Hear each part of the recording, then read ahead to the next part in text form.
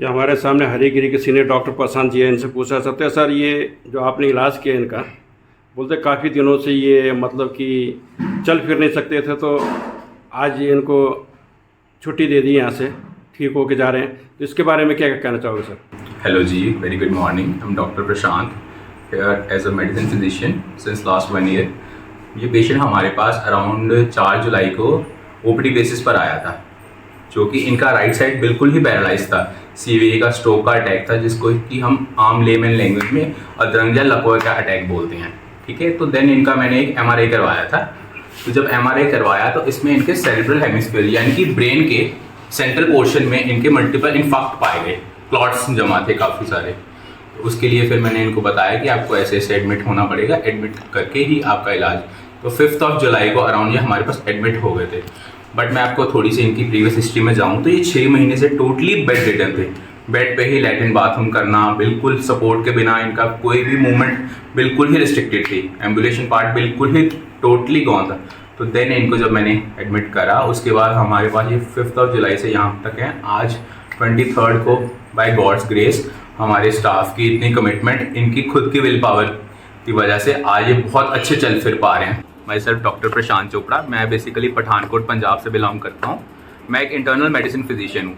ठीक है, तो ये मेरे पास जैसे कि परसों रात को मेरे पास आए पेशेंट टोटली अनकॉन्शियस स्टेट में, बिल्कुल ही पुअर सेंसेस थे, ऑल्टर्ड सेंसोरियम था, जीसीएस बहुत ज़्यादा डिस्टर्ब था, मेंटली अनस्टेबल। 1 महीना पहले इनकी हिस्ट्री ऑफ फॉल की एक हिस्ट्री, जो कि ये गिर गए थे छत से, तो जिसके कारण तब भी ये हमारे पास एडमिट रहकर गए थे। लेकिन तब इनकी सिटी रिपोर्ट्स में इतना कुछ ऐसा नहीं था पैथोलॉजिकल।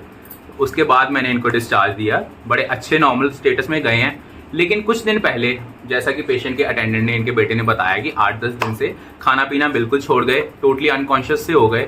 ठीक है, पहचानने से भी गए, बिल्कुल भी डिमेंशिया है ना, memory loss, cognitive power totally loss कर गए। तो उसके कारण फिर मैंने इनको बुलाया ओपीडी में, तो जो कि जब इनकी दोबारा सिटी स्कैन हमने रिपीट करवाई तो हेमराजिक इन्फाक्ट पाया गया, यानी कि ब्रेन में जो खून के तबके जम जाते हैं वो ब्लीड कर गया। तो उसके लिए हमें इंटेंसिव इमीडिएट एक न्यूरोसर्जन की जरूरत पड़ती है। तो उसमें क्या होता है, क्रिनॉटमी करके थ्रोम्बेक्टमी एक ऑपरेशन है, ब्रेन की सर्जरी करते हैं, जो कि बहुत ही एक डेलिकेट प्रोसीजर है। इसके लिए ये पठानकोट गए हैं, पठानकोट एक निजी प्राइवेट हॉस्पिटल में गए हैं, वहाँ इन्होंने दिखवाया। तो न्यूरोसर्जन ने इनको 1.5 से 2 लाख का खर्चा बताया, जो कि फाइनेंशियली ये लोग बिल्कुल भी अफोर्ड नहीं करते। ये खुद भी एक ग्रेड 3 एक सर्वेंट की नौकरी कर रहे हैं, अभी इतना इनको फाइनेंशियली घर में सपोर्ट नहीं है। तो उसके बाद फिर इनको उन्होंने गवर्नमेंट के लिए रेफ़र कर दिया। तो ये उसके बाद टांडा मेडिकल कॉलेज में गए थे दोबारा, क्योंकि पैसे ना होने के कारण। टांडा मेडिकल कॉलेज में भी न्यूरोसर्जन ने, इवन किसी डॉक्टर ने इनका साथ नहीं दिया, उन्होंने आगे हायर सेंटर के लिए रेफ़र कर दिया। जो कि ये मेरे बहुत ही काबिल पुराने और अजीज़ पेशेंट हैं, पहले भी मेरे पास रह के गए हैं। तो ये दोबारा वापस इन्होंने मेरे को कॉल करा था परसों रात को कि सर हम ऐसे ऐसे कंडीशन है। तो फिर मैंने एक ब्लाइंड ट्रस्ट करके, एक मैंने गैम्बल खेल के मैंने कहा कोई नहीं आप ले आइए।